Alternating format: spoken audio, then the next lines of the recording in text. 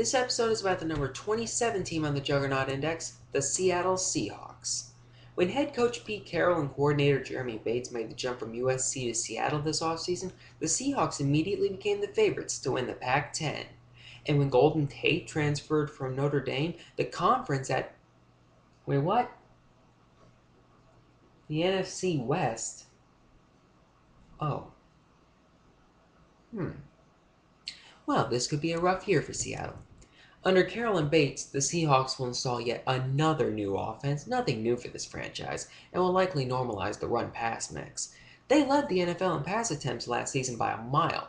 There's a stat that might win you a bar bet. No Seattle skill player currently ranks as an ideal starter in a 10-team fantasy league, according to the collective wisdom of the Yahoo analysts. Thus, it's tough to make an argument for placing Seattle outside the bottom third of the Juggernaut Index. The presumptive starter at quarterback is again Matt Hasselbeck. He's entering the final year of his contract, and he'll turn 35 in September. At this point in his career, it's relatively safe to assume that Hasselbeck will give you a handful of useful weeks. He gets to face the Rams twice, don't forget, plus the Chiefs and the Bucks. But it's unlikely he'll remain healthy over the full season. He's averaged just 12.3 games over the past 4 seasons. But if he remains upright and undamaged, he can easily outperform his rather harsh preseason rank of 25th.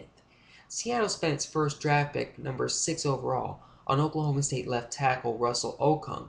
A 6'6" rookie should improve the O-line that allowed 41 sacks in 09 and that lost 9-time Pro Bowler Walter Jones to injured reserve and later to retirement. Behind Hasselbeck on the Seahawks depth chart, we find one semi-ridiculous name in J.P. Losman, and one name that's of interest to dynasty owners, Charlie Whitehurst. After acquiring Whitehurst via trade with San Diego in March, Seattle coaches expressed a great deal of enthusiasm for his skills and upside, as they should have, because he cost the team a 2011 third-round draft pick. Seattle gave Whitehurst a 2-year, $8 million deal, fueling speculation that he would push Hasselbeck for the starting gig. But the OTA reports on Whitehurst weren't entirely encouraging. Hasselbeck isn't being seriously challenged at the moment.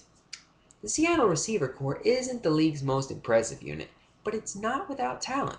TJ Houshmandzadeh is a proven commodity, but he's heading into his age 33 season, and he's coming off a disappointing 79-catch, 911-yard campaign. Hoosh complained about his workload to anyone who'd listened last year, apparently unaware that he actually was targeted 135 times, 12th highest total in the league. Golden Tate, the rookie second-rounder, may have a higher fantasy ceiling than any wideout on this team. He was an impossible cover in college. He's transitioning from a pro-style offense, and he had reliable hands and respectable speed, 4.42. He's a nice late-round fantasy selection. Dion Butler, Dion Branch, and Ben Obamanu figure to fill out the depth chart. Back in May, Hasselbeck referred to tight end John Carlson as this year's fantasy sleeper, and I'm fully prepared to agree. Carlson led the Seahawks in every significant receiving category as a rookie in 2008, and he led the team in receiving touchdowns last season. This year, he'll likely spend less time as an inline blocker. The setup is favorable, and the quarterback is clearly fond of him.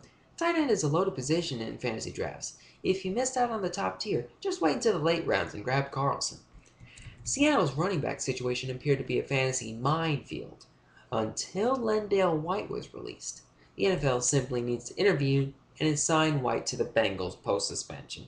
It's an obvious pairing, like Riesling with Gouda. The path for Justin Forsett now seems less cluttered.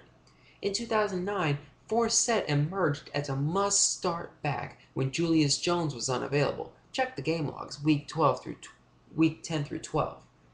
He may not have ideal size at 5'8", 194, but Forsett is a playmaker. Jones, as we've learned over multiple seasons, is not. Leon Washington is still recovering from an ugly leg fracture suffered in week 7 last season. You can expect positive midsummer propaganda, but we won't actually be able to accurately judge Washington's recovery until we see him in preseason action, and even then we need to consider the quality of opposition. Washington was sensational before the injury. If he fully recovers, perhaps by mid-season, he'll be a serious weapon for Seattle. The Seahawks defense lost a few familiar names: Darryl Tapp, Deion Grant, Patrick Kearney, but the team drafted an IDP of interest in Earl Thomas. Seattle's linebacker core is full of solid brand names in Lofa Tatufu, Leroy Hill, and Aaron Curry, but none of them managed to play all 16 games last season. They're still on the draft board in IDP formats, as is safety Jordan Babineau, 104 tackles in '09. If you'd like to quarrel with this overall ranking, here's your chance. Please also share your favorite Dave Craig memory in the comments. He's the pride of Milton College, or so we've heard.